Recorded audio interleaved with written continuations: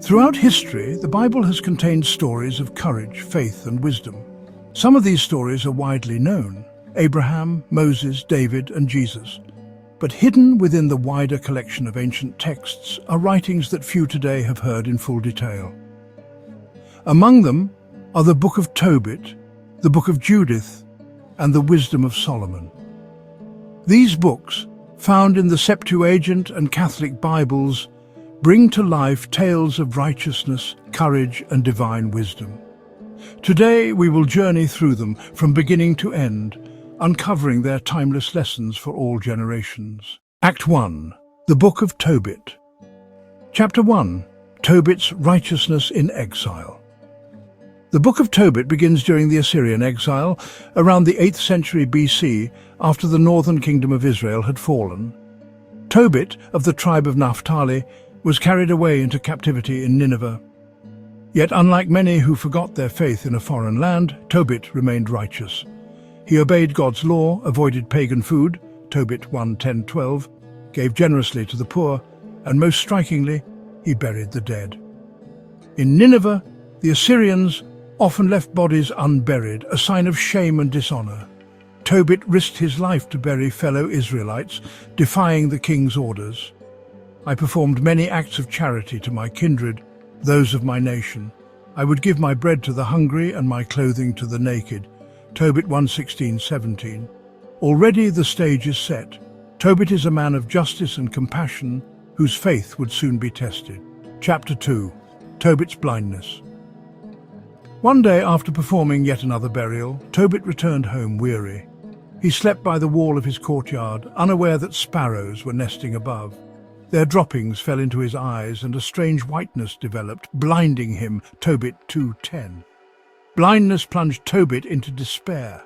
He could no longer work, and his household fell into hardship.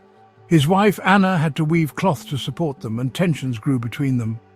Here the book shows us something deeply human. Even the righteous can suffer, not because of sin, but as part of life's trials. Chapter 3. Sarah's Distress. At the same time, in the distant city of Ecbatana, lived a young woman named Sarah. Though beautiful and virtuous, she was tormented by a demon named Asmodeus. Every time she married, the demon killed her bridegroom on the wedding night. 7 husbands in all, Tobit 3:8. Sarah's grief was unbearable. She prayed for death, crying out to God in despair. 7 husbands of mine have already died. Why should I live? If it does not please you to take my life, command that I be released from this reproach. Tobit 3:15. Thus Tobit and Sarah, though far apart, both prayed in sorrow. Their prayers ascended together before God's throne. Chapter 4. Tobias's Journey. God answered by sending the angel Raphael in disguise. Meanwhile, Tobit, sensing his life was near its end, summoned his son Tobias. He instructed him to retrieve silver he had once deposited in Media and gave him fatherly advice. Honor your mother, do what is right all your life, and give alms from your possessions to the poor. Tobit 4:3-11. So Tobias set out, but he would not travel alone. A stranger, Raphael in human form, offered to guide him. Along the way, by the Tigris River, Tobias caught a large fish that leapt from the water. Raphael told him to keep its heart, liver and gall, for they would be useful medicines. Chapter 5. The Marriage to Sarah. Their journey brought them to Ecbatana, to the household of Sarah's father Raguel. Tobias was smitten by Sarah's beauty, and Raphael encouraged the marriage. Raguel hesitated. He knew the fate of Sarah's past husband, but at last agreed. On their wedding night, Tobias, instructed by Raphael, placed the fish's heart and liver on burning incense. The smoke drove out the demon Asmodeus, who fled to Egypt, where Raphael bound him. Tobit 8:2-3. Blessed are you, O God of our ancestors. You made Adam, and you made Eve his helpmate. And now, O Lord, not for lust am I taking this kinswoman of mine, but with sincerity. Tobit 8:5-7. Tobias and Sarah's marriage was thus redeemed, and joy replaced despair. Chapter 6. The Healing of Tobit. When Tobias returned home with Sarah, he applied the fish's gall to his father's eyes. At once, Tobit's sight was restored. Tobit 11:11-13. Overcome, Tobit praised God. Blessed be God who lives forever, because his kingdom lasts throughout all ages. Tobit 13:1.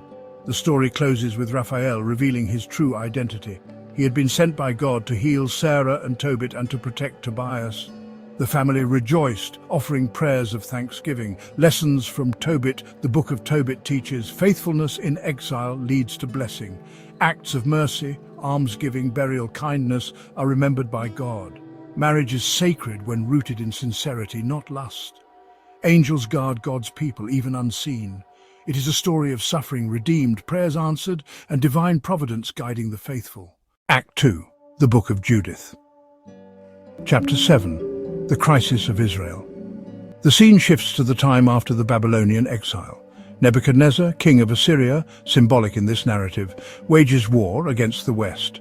His general Holofernes is sent with a massive army to subdue the nations. They march toward Judea, devastating the countryside. The Israelites of Bethulia, a small town guarding the mountain pass to Jerusalem, are trapped. Water runs short, and the people begin to lose hope. Chapter 8. Judith's introduction. Enter Judith. A widow of great beauty and deep piety, Judith was wealthy yet humble. She wore sackcloth in mourning, prayed constantly, and fasted often.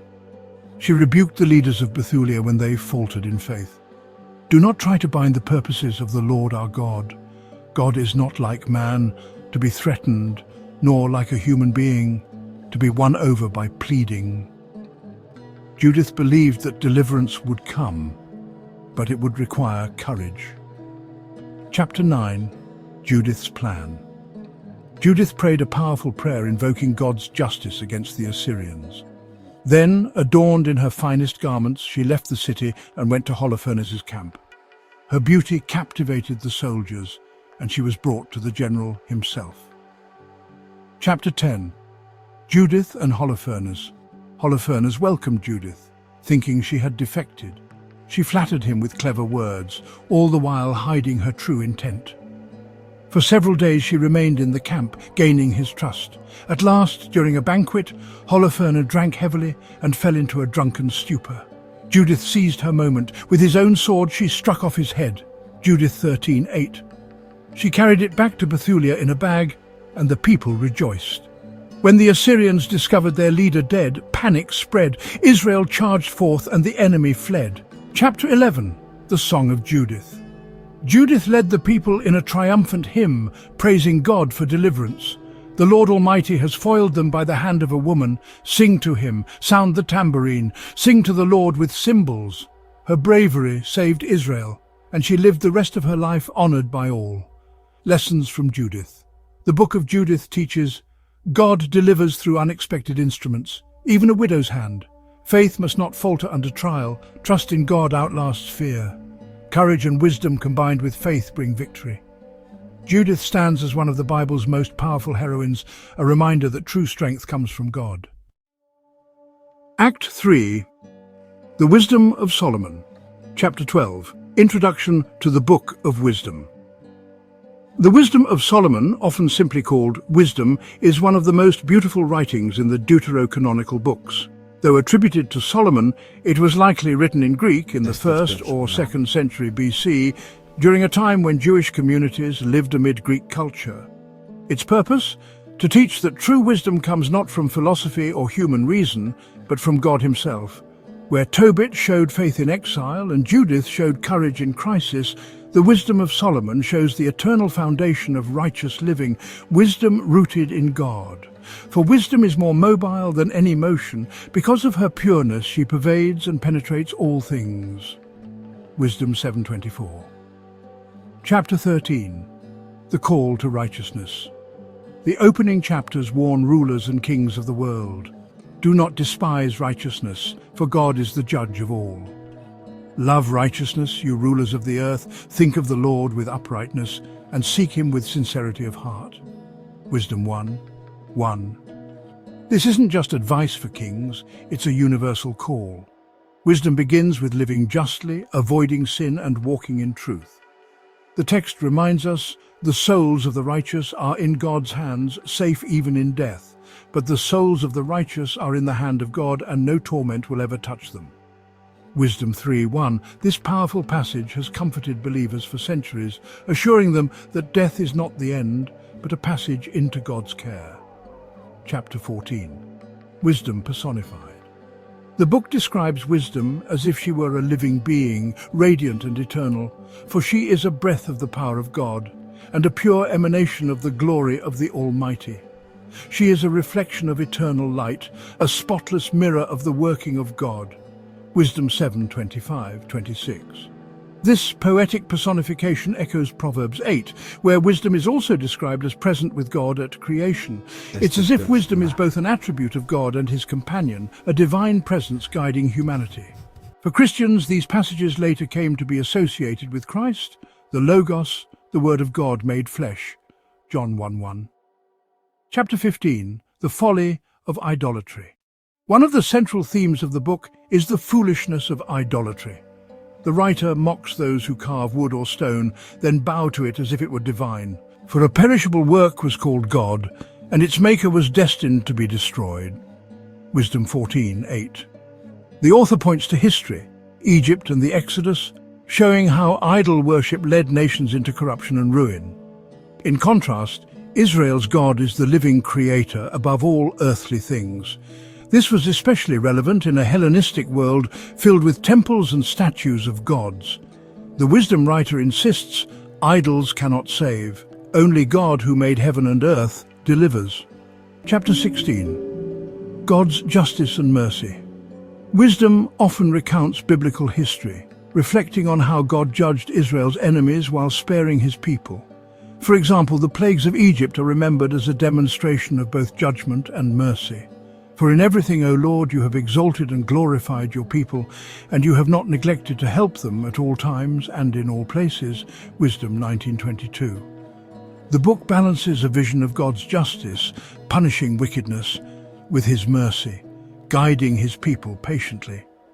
This theme resonates with the stories of Tobit and Judith. Both experience God's justice against oppressors, but also his mercy toward the faithful. Chapter 17. The gift of immortality. Perhaps the most profound teaching of the wisdom of Solomon is the hope of immortality. Unlike many ancient texts, wisdom speaks clearly of life beyond death. The righteous live forever, and their reward is with the Lord. The Most High takes care of them. Wisdom 5:15. Here, the book looks beyond earthly struggles, exile, war, suffering, to an eternal promise. The faithful who walk with God will share in his everlasting life. This teaching prepared the way for later Jewish and Christian beliefs about resurrection and eternal life. Chapter 18. Wisdom versus foolishness. In contrast to the righteous, the book warns of the fate of the wicked, because the hope of the ungodly is like thistledown carried by the wind and like a light frost driven away by a storm. Wisdom 5:14. This poetic imagery reminds us that earthly power is fleeting. Nebuchadnezzar, Holofernes, Pharaoh, all the mighty rulers who opposed God's people crumbled to dust. But those who seek wisdom endure forever. Act 4. Reflections and Conclusion. Chapter 19. Themes across Tobit, Judith, and Wisdom. When we step back, these three books form a powerful trilogy. Tobit shows faith in daily life, charity, and family. Wisdom lived out in exile. Judith shows courage and boldness in crisis. Wisdom in action against oppression. Wisdom of Solomon shows the eternal foundation, wisdom as God's presence guiding history. Together they tell us, remain faithful, be courageous, seek divine wisdom. Chapter 20. Relevance for today. Though written thousands of years ago, these books speak powerfully today. In times of exile or displacement like Tobit, we are called to faithfulness. In times of crisis like Judith, we are called to courage.